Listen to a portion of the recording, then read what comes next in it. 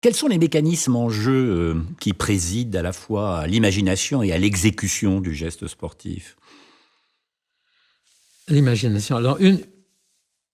parmi les grandes découvertes des neurosciences, je dirais des 10-15 dernières années, il y a le fait que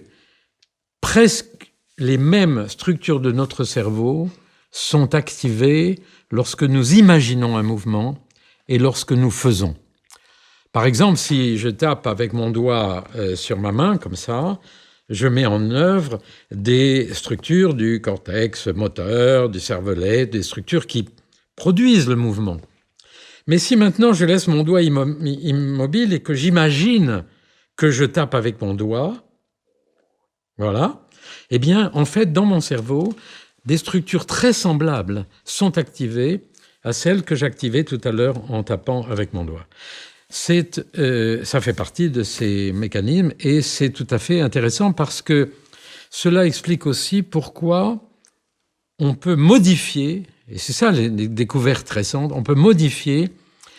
l'anatomie même des structures cérébrales, non seulement par l'entraînement, mais aussi par l'imagination des mouvements, à condition évidemment qu'ils aient été appris. Et donc il y a là une interface extrêmement intéressante, à mon avis, entre la pratique, si vous voulez, de l'apprentissage des gestes sportifs, pas seulement d'ailleurs pour le sport de haut niveau, mais aussi dans sa fonction éducative, à l'école et chez les jeunes, ou même d'ailleurs l'utilisation du sport pour le handicap, pour la récupération fonctionnelle,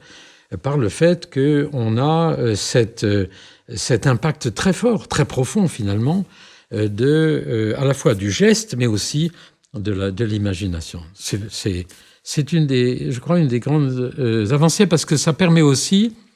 je dirais, de réconcilier l'image qu'on a du corps avec l'image que certains ont du cerveau, qui reste quand même pour beaucoup de monde quelque chose d'un peu mystérieux. C'est le corps-cerveau,